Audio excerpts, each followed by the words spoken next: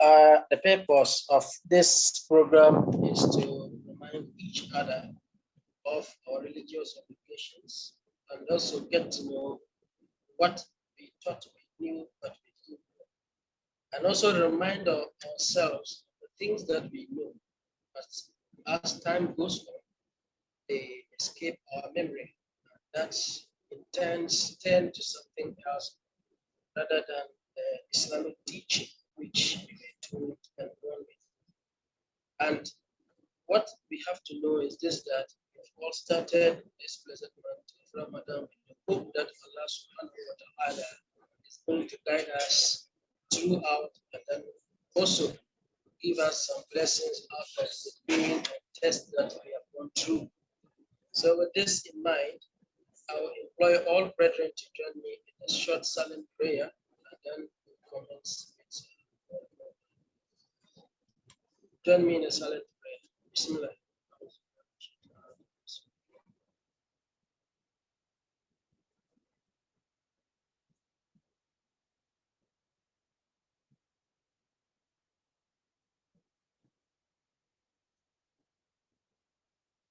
Allahumma amin.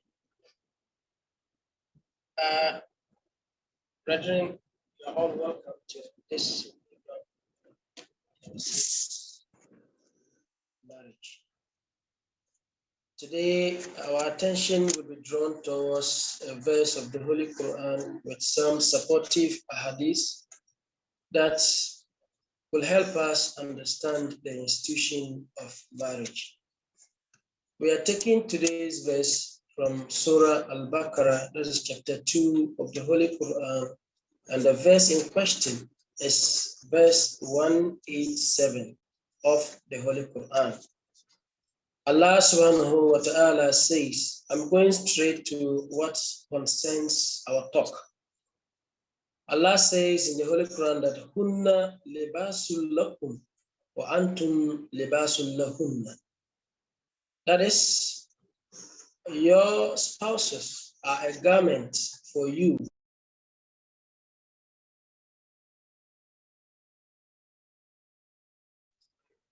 That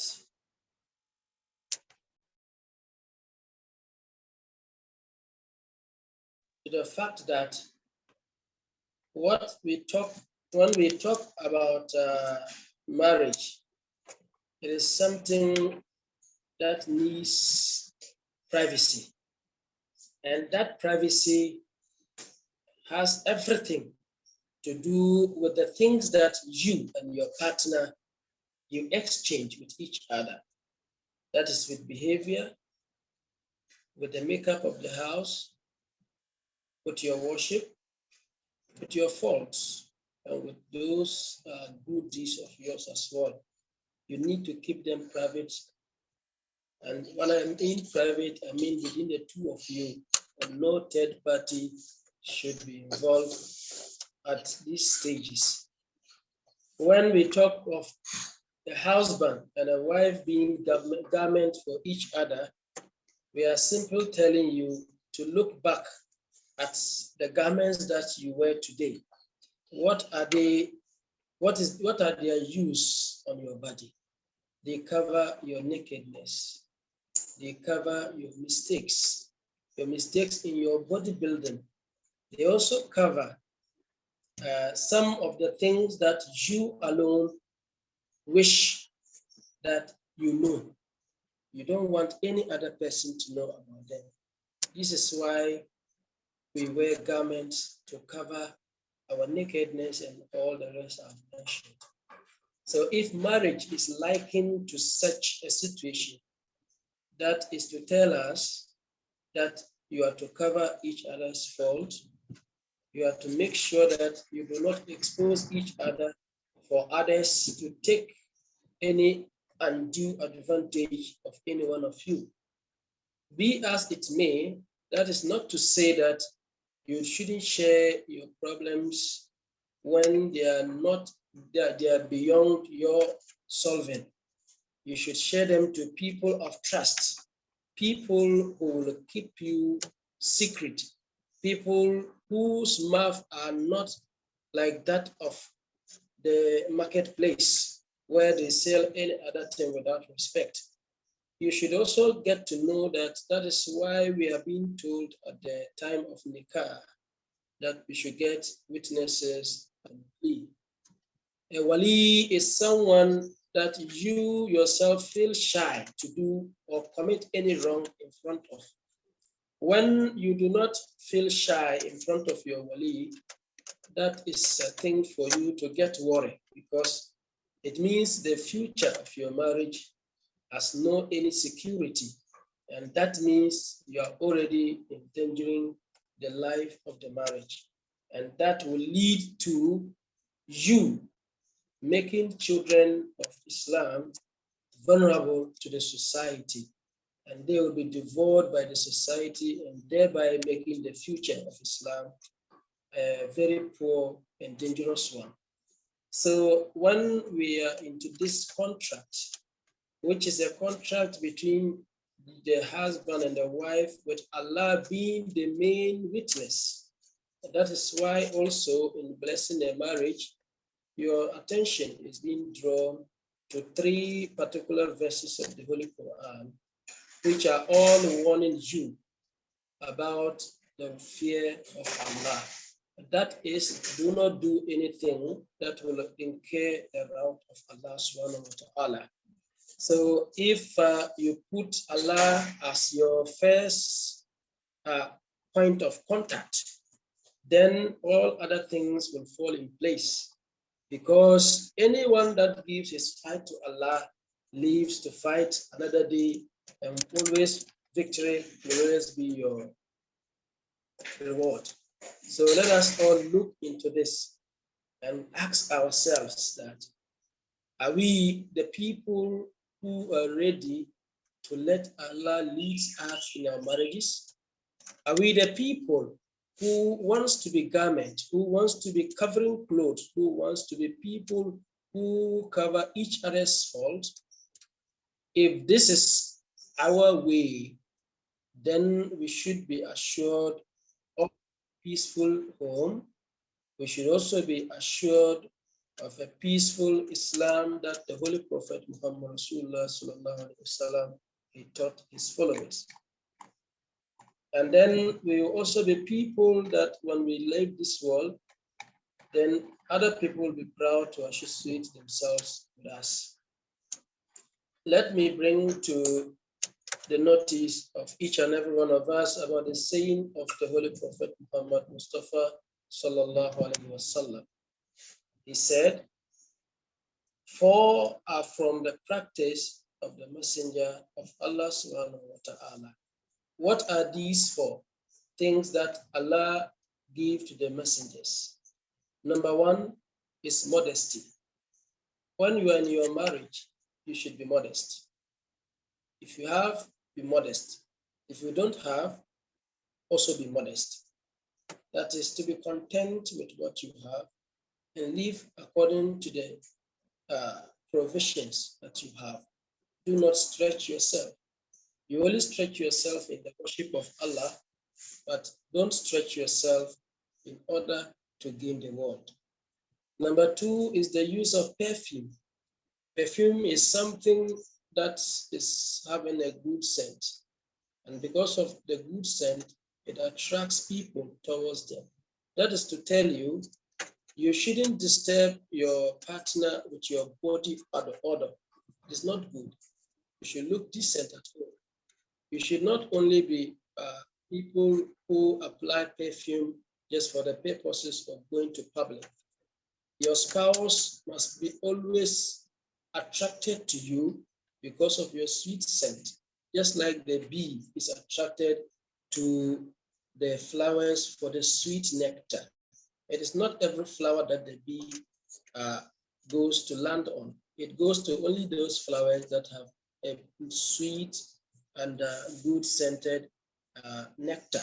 So this is to tell us, don't leave yourself anyhow and think that so far as you are married, you are supposed to look shabby and unkept in front of your wife or your husband. That also will be endangering the lifespan of your marriage. So next thing which becomes the practice of the Prophet is the cleaning of the tooth with a stick, a toothbrush. Many of us think that when I keep my mouth clean, it is when I like, I will keep my brushes. As the time I like is when I'll keep my mouth clean. No. For so far as you are living with another soul, you must take that person into consideration. You must always provide a very conducive environment for that soul to come closer to you. Thereby, your speech, when you speak, the scent that comes from your mouth should be something that is pleasant and not unpleasant, because this can also bring troubles in your marriage. So far as husband cannot speak to wife without getting a bad scent, so far as a wife cannot speak to husband without getting a bad scent, it reduces communication. And when communication is reduced in marriage, the marriage is already crawling towards breakup. The last thing which the Prophet practices is marriage. It is sunnah to marry, and it is also traditionally encouraged that we should marry. But that does not suggest that those who do not marry are people of Satan generation. The best thing is to let you know that once you have been brought into this world, Allah has also entrusted the next generation to you. That is, it is not mandatory that when you get married, you must give birth. It is a blessing of Allah. Some people, Allah tried them with birth to see what He wants to see in them. And some people, Allah give them a lot of birth to also see what He wants to see in them. And some, He mixes both. And that is what we should all understand, that Allah subhanahu wa ta'ala is the one who chooses what He wants for His servants. So let us encourage each other to marry, and marry in the proper way. Let us also be people who will also be there for each other when we are in marriage, because it is not a competition, but it is what we call a partnership. It's a company which should be run by the two of you, and you are different directors with different responsibilities with you. So once you understand this, and once you put in place the things that you are supposed to do as your responsibilities, and the other also keep in mind the roles and responsibilities he or she is supposed to do, then you will see that you'll be having a very good company.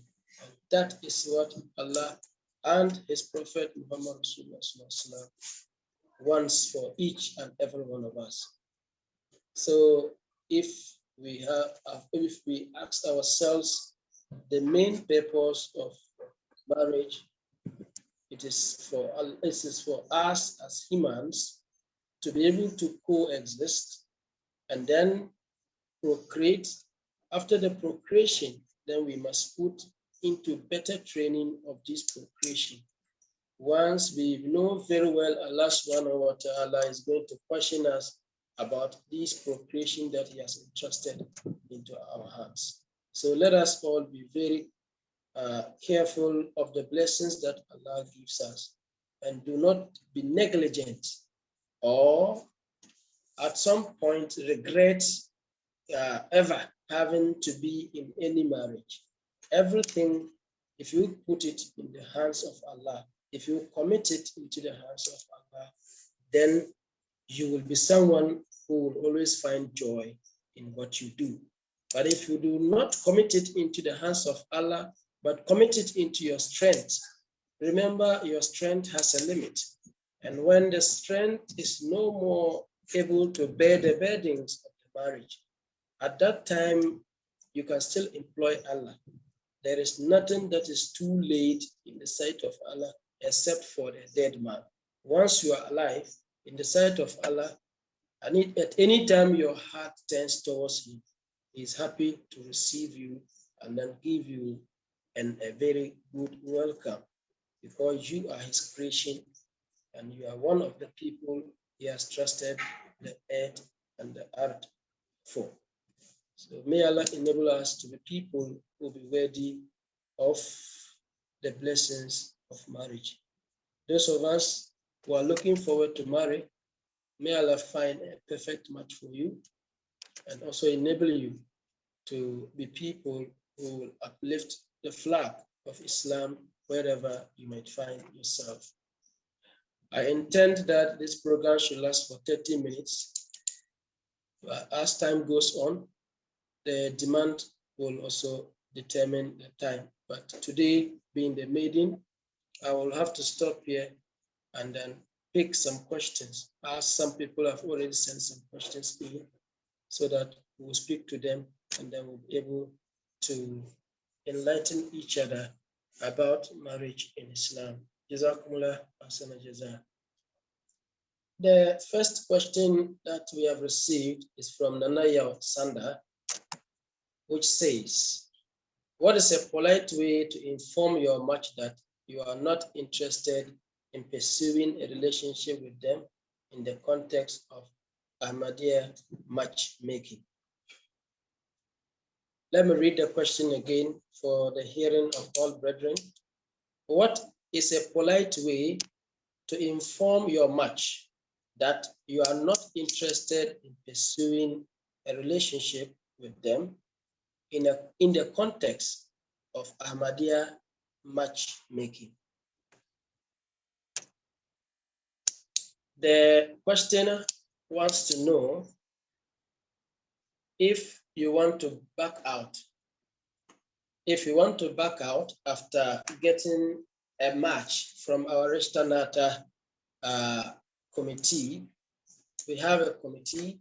When we talk of Rishta Nata, it's a committee that is in charge of matching youngsters, even not only youngsters, but people who are interested in marriage. You talk about yourself, you present that biography to us. A lady also presents same thing. Then we allow you to come and go through those people and see your match without seeing the person. That is what we do. After, if you want to see each other, we involve your families. We don't allow you to have secret joints. No, we don't share your numbers to each other so you start chatting and calling video chats. No, we allow you on the grounds that you are coming to meet for the sake of Allah and not for the sake of your passions and pleasure. That is the Ahmadiyya way. So when you come, we give your families the same place, corner, and they sit there to talk about you while you also talk about yourself at another corner with them.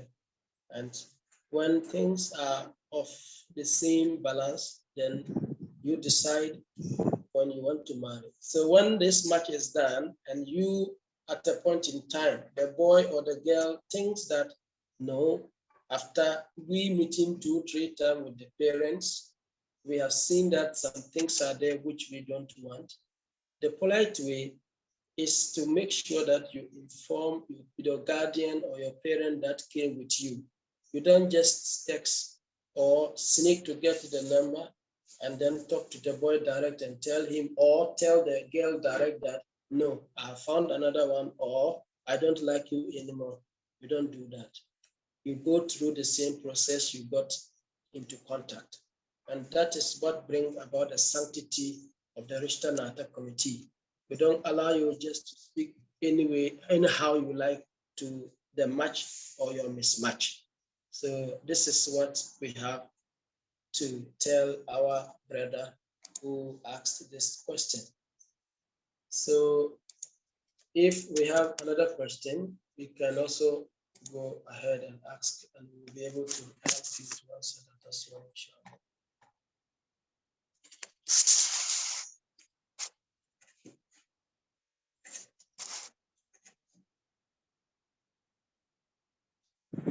Okay, someone have also sent on our WhatsApp line that we shared that Assalamu alaikum wa rahmatullahi ta'ala wa barakatuh. Please what is the Islamic ruling on children in a divorce home?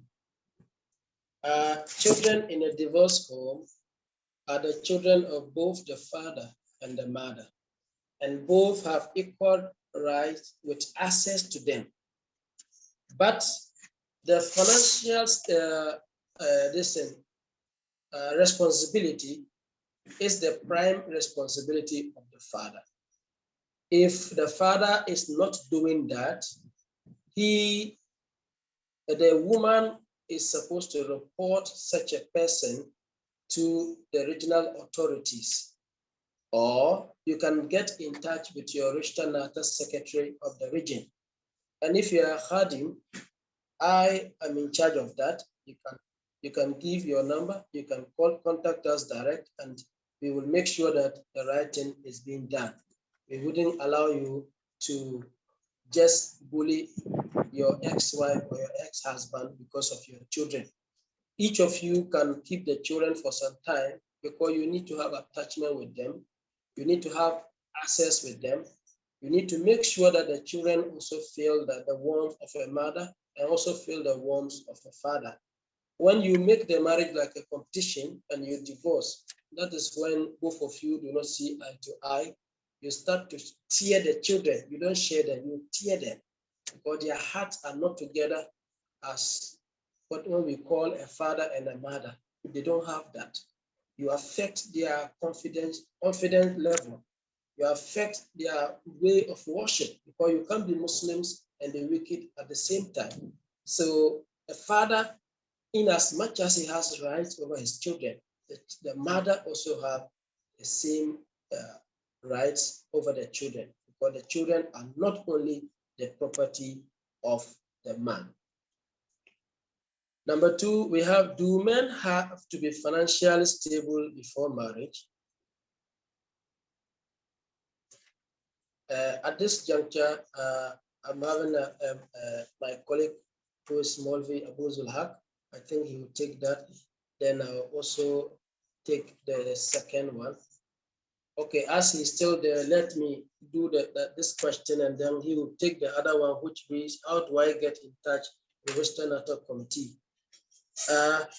You can always get in touch. You see the flyer, the number over there, that is Western NATO Committee National for you.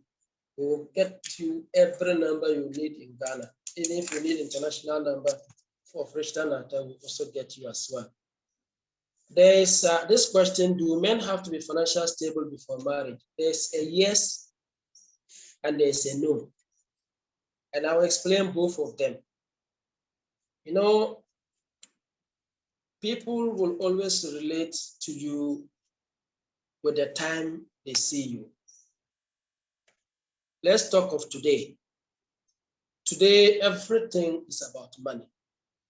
And so once there's no money, then instability even sets into an individual, not to talk of you having a partner.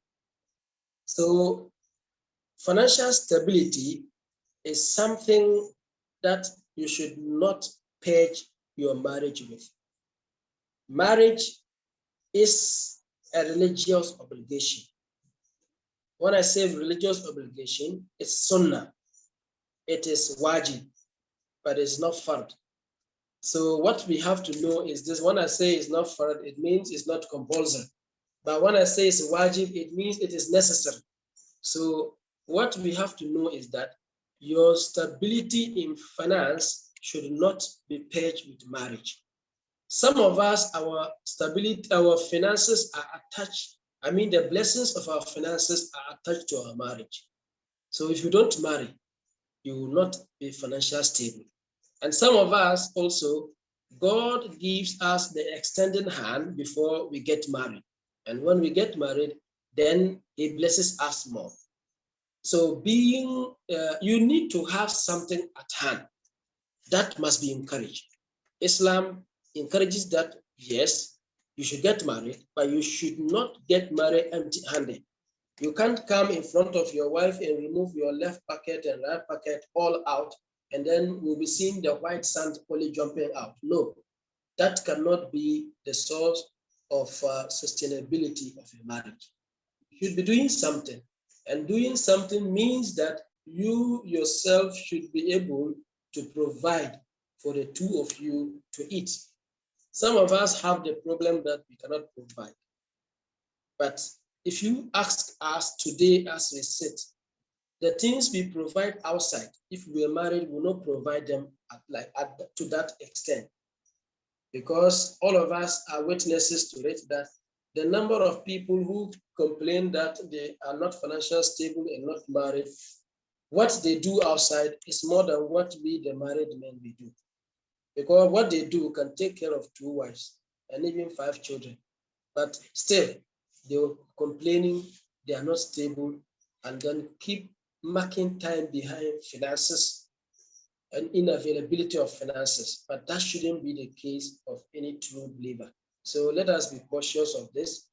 Let me end with a narration from the time of the Prophet when a man who was a farmer, he approached the Prophet that he has a wife and it's not easy to take care of her. And the Prophet asked him, what do you do for a living? He said, I'm a firewood hunter. I go look for firewood and sell that one to feed myself and the wife. The Prophet ﷺ told him that, if I will advise you, I would advise you to go and marry another wife again. Then he went outside and laughed and said, I'm not able to take care of when you are talking of 2. But you know the Prophet, they always have wisdom and they have what we know. They know what we do not know. So the man, he followed the instruction and he got married. And still, these 2 wives will be in the house and he will still go and fetch the firewood. And he is still poor because he still will not be able to sustain the family. When he came and complained again, he was told to get married again, the 3rd time, then the 4th one.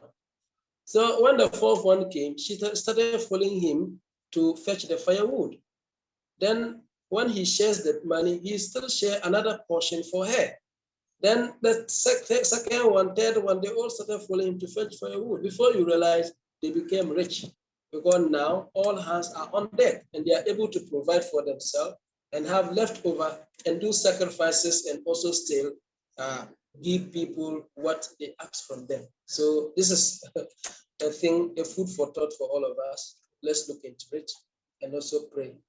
But my sisters over here should not start thinking that I am saying every man should go for 2, 3, and 4. No, I am just giving you a scenario to answer the question of financial stability. So at this juncture, I will call Brother Molvi Abu Zulhak to take the question, how do I get, no, that is already answered because I've said we should contact the flyer we are sharing. Can 2 brothers marry 2 sisters, each for 1? So that is what Molvi Abu Zulhak will answer for us. Assalamu alaikum.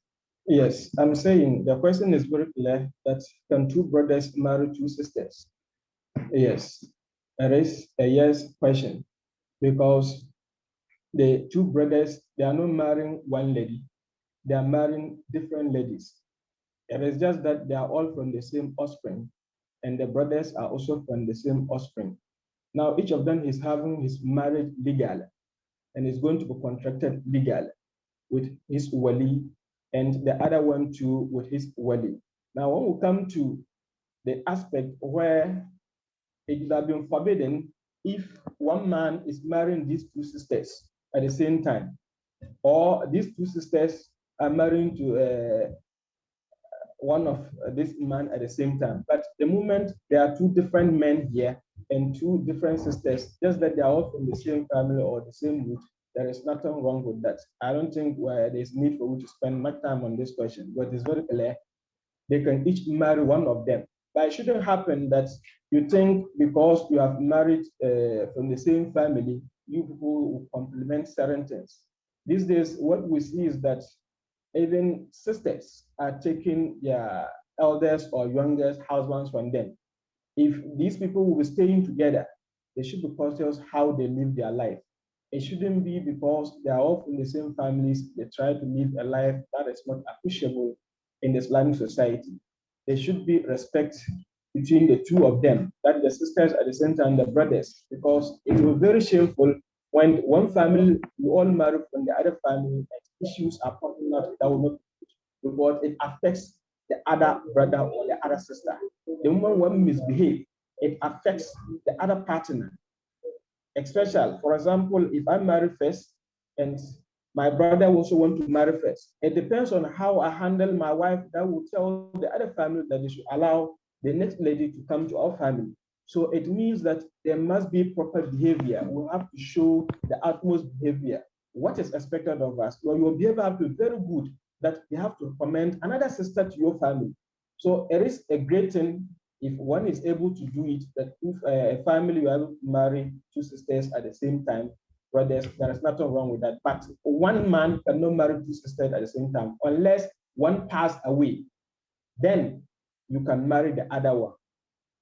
Or if there is a case of divorce, you are no more together, and the other sister accepts to come into your hands, we don't have any problem with that. But two at the same time for one man is not allowed.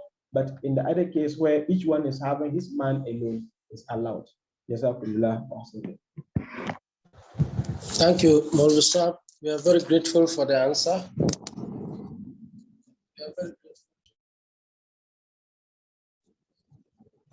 So the next question is about the next one is on Wallace. Assalamu alaikum in terms of our presentation. Thank you very much. And I would request MKA to encourage more members to participate in this series. Jazakumullah, brother Mensa, Adams, Mensa's successor.